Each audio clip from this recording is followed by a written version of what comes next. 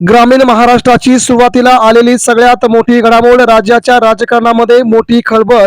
ग्रामीण भागात ठाकरेंची ताकद प्रचंड प्रमाणात वाढली. आमदारांसह मित्रांनो 100 सरपंच आणि शेकडो पंचायत समिती सदस्य आणि अनेक नेत्यांनी धरली उद्धव ठाकरे यांची शिवसेनेची साथ. कोणकोणती आहेत आमदार?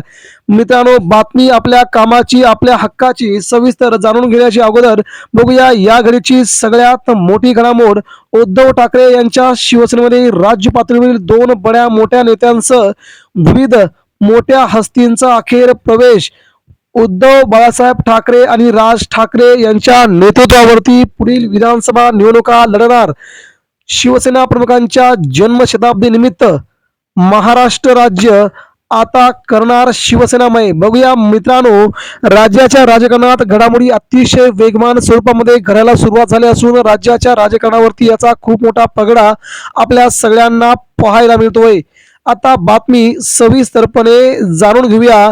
राज्याच्या राजकारणामध्ये सध्या मिनी मिनी मंत्रालय असलेल्या आणि मिनी विधानसभा म्हणून मानल्या जाणाऱ्या पंचायत समिती, जिल्हा परिषद आणि ग्रामपंचायतीच्या निवडणुका घोषित झाल्या आहेत. महाराष्ट्राचा ग्रामीण गाडा ज्यांच्यावरती हाकला जातो ते सगळेच नेते आता कामाला लागले आहेत.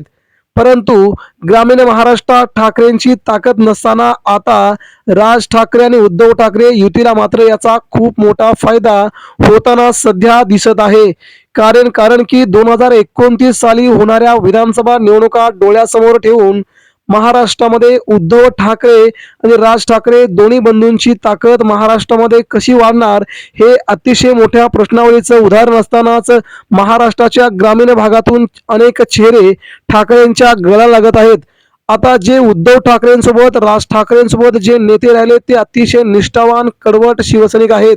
त्यांच्या पाठीमागे उभं राहणं हे महाराष्ट्रातील जनतेने ठरवलं असून आता ग्रामीण महाराष्ट्र देखील ठाकरेंच्या पाठीमागे खंबीरपणे उभं राहण्यास सुरुवात झाली आहे.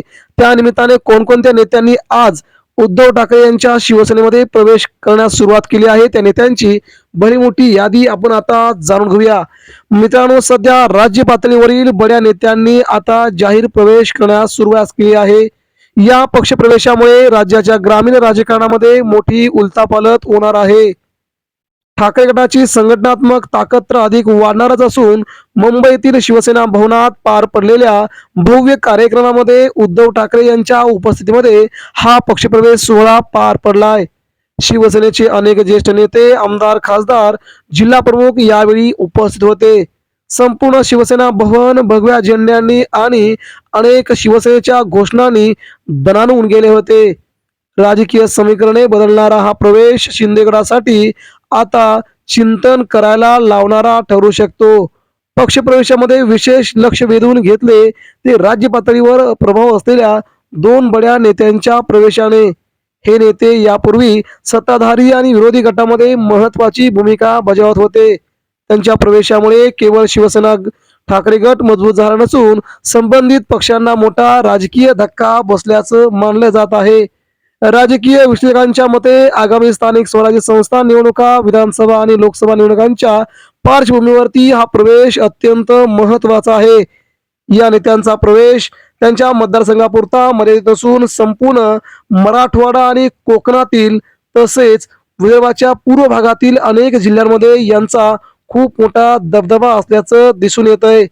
अनेक गावातील सरपंचांनी, जिल्हा परिषद सदस्यांनी आणि अनेक सरपंचांनी उद्धव ठाकरे यांच्या नेतृत्वावरती विश्वास व्यक्त करत ग्रामीण भागात स्थानिक राजकारणाचं केंद्रबिंदू शिवसेनेला मानलं गेलंय. त्यामुळे एवढ्या मोठ्या संख्येने अनेक नेत्यांचा पक्षप्रवेश होणं, पक्ष संपला असताना शिवसेना धनुष्यबाण चिन्ह जवळ नसताना मुंबई महानगरपालिकेत ज्या प्रकारचं यश उद्धव ठाकरे यांनी आणि राज ठाकरे यांनी मिळवलंय, जनशक्ती, प्रचंड पैसा यांच्या विरोधात हे यश मिळवल्यामुळे उद्धव ठाकरेंनी मात्र या यशाकडे सामान्य शिवसैनिकांचाच पहारा, त्यांनीच हे यश मिळवल्याचं सांगितलं. हे ऐकून ग्रामीण भागातील अनेक नेते आता कामाला लागले आहेत. एवढ्या मोठ्या संख्येने अनेक नेत्यांचा प्रवेश होणं हे उद्धव ठाकरे यांसाठी शुभ संकेत मानले जात आहेत. आगामी ग्रामपंचायत, पंचायत समिती, जिल्हा परिषद निवडणुकांमध्ये ठाकरे गटाला याचा मोठा फायदा होणार आहे. उद्धव ठाकरे यांचे भावनिक भाषण यावेळी उपस्थितांना संबोधित करताना उद्धव ठाकरे म्हणाले, आज शिवसेनेमध्ये जे येत आहेत ते खरे निष्ठावान आहेत. आज माझ्याकडे द्यायला काही नाही, माझ्याकडे सत्ता देखील नाही, मात्र या नेत्यांचा प्रवेश होतोय हे शिवसेना प्रमुखांची पुण्याईच म्हणावं लागेल. शिवसेना प्रमुखांचा आशीर्वाद म्हणून जन्मशताब्दी निमित्त महाराष्ट्राच्या कानाकोपऱ्यापर्यंत शिवसेना पोहोचवण्याचं जे यश मिळवलंय हे सामान्य शिवसैनिकांनी, आणि हीच खरी ताकद. अन्याय दडपशाही विरोधात उभी राहणारी माझी शिवसेना हीच खरी शिवसेना असल्याचं उद्धव ठाकरे यांनी यावेळी म्हटलेलं आहे. राज्य पातळीवरील आमदारांचा प्रवेश म्हणजे हा केवळ पक्षप्रवेश नाही, तर जनतेचा विश्वास आहे. ग्रामीण महाराष्ट्राचा आवाज आज पुन्हा शिवसेनेसोबत जोडला गेला आहे. सत्ताधाऱ्यांवरती अप्रत्यक्ष हल्ला. उद्धव ठाकरे यांनी आपल्या भाषणातून अतिशय जोरदार टीका केली आहे. आज काही लोक सत्तेसाठी पक्ष बदलत आहेत, पण आजचा हा प्रवेश सत्तेसाठी नाही, तर लोकांना खोटी आश्वासने नको आहेत, तर विश्वासार्ह नेतृत्व हवे आहे. तो विश्वास शिवसेनेवरती आजही आहे, त्यांनी ठामपणे सांगितलंय. ग्रामीण महाराष्ट्राच्या या नेत्यांकडून एक माजी खासदार, 3 माजी आमदार यासह 100 सरपंच यांनी आता उद्धव ठाकरे यांच्या शिवसेनेमध्ये प्रवेश करायला ठरवलाय.